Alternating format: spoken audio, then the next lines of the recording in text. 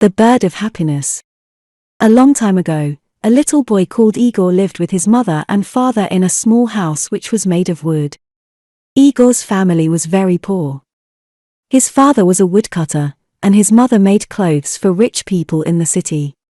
Their house was in the middle of a large forest in the north of Russia.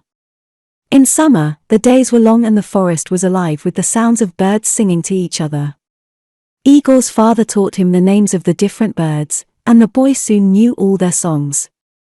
But in winter, the days were very short, and there was deep snow everywhere. The forest became quiet because the birds left to spend the winter months in warmer countries. One winter, Igor became ill. His mother made special food and drink for him, but he only got worse. The doctor from the city came to see Igor, and spent some time talking with the boy, and looking at him. Then he spoke to Igor's mother and father. "He's very ill, but I don't know what's wrong with him. This winter many young children all over the country are becoming ill and dying, and nobody knows why. I'm sorry, but there's nothing that I can do to help. Give him lots of good things to eat, and make sure that he gets lots of sleep." During the next few days, Igor got worse. He became iller and iller. He spent all day in bed, and became bored with his toys. His father brought him little things from the forest to try to make him forget that he was ill, but he was not interested in anything. His face became white, and he didn't want to eat.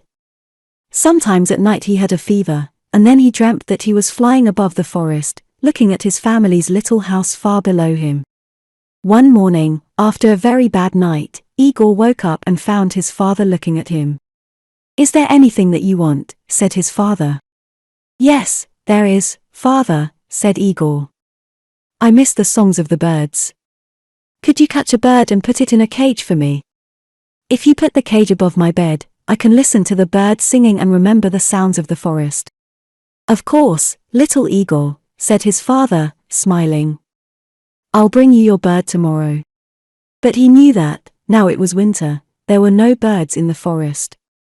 This was the only thing that his son wanted, and he could not give it to him. "Perhaps you could make him a bird out of wood," said Igor's mother. "You could use one of those little pieces of wood that we usually burn on the fire." It was a cold, snowy day, and the forest trees were hard to cut. But all day, while he was working, Igor's father thought about how to make his son a bird out of wood. "Of course it'll never sing," he said to himself, "but perhaps if it's very beautiful, little Igor will like it just the same." After dinner that night, he started making the bird. The first few times that he tried were no good. The finished birds were all too fat and too heavy to fly. He put them one by one on the fire, and held his head in his hands. It was now the middle of the night, and outside more snow was falling. Then he suddenly said to himself, "I know. The bird needs to be just 2 pieces of wood. If I cut the wood carefully, the bird can have real feathers." First he took a piece of wood for the head, body, and tail. He began with the tail, cutting the wood into feathers with his right hand. Then, with his left hand, he smoothed out the feathers. When he was happy with the tail, he took some more wood for the wings. He cut them out carefully. It all took a long time because sometimes the feathers broke and he had to start again. But in the end, he finished it. While the sun was beginning to come up, he showed the bird to his wife. "It's beautiful," she said. "But it's not ready yet." She took a needle and some thread and carefully sewed the ends of the tail feathers and wing feathers together. Soon the feathers were all together, just like on a real bird. Then she tied a long thread to the middle of the bird's back.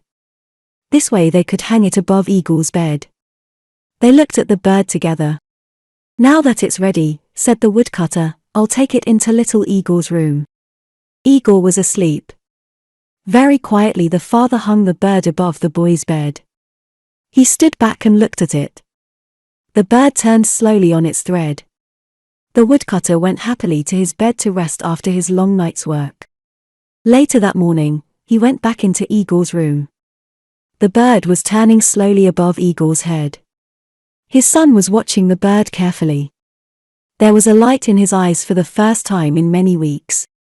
"It's beautiful, father," said Igor. Thank you. But I've never seen a bird like it before in the forest. What's it called? That's a good question. I'll find out and tell you later. The next morning, when the woodcutter went into his son's room, he found the boy sitting up in bed, trying to touch the bird. The last time that Igor sat up in bed was many weeks ago, he thought. So what's it called, father? The boy asked. I'm still not sure, his father replied. That night, Igor's father went into his son's room and he quietly made the thread a little shorter. Now the bird was hanging a little higher above Igor's head. 3 days later, he found Igor kneeling on the bed, trying to touch the bird. His hand was very near it. Have you decided on the name of my bird, father? Igor asked. Not yet, my son.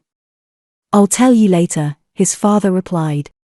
Again the father went at night into his son's room and put the bird a little higher. 5 days later, Igor was standing on the bed, and nearly touching the bird. Father, help me. I want to make it go round, he said. Go on trying. It's not as high as you think, replied his father. And when will you tell me its name? Very soon, my son, replied the father. 7 days later, Igor's father was cutting wood when he heard strange sounds coming from the house. He ran quickly to his son's bedroom. Igor was jumping up and down on his bed, laughing.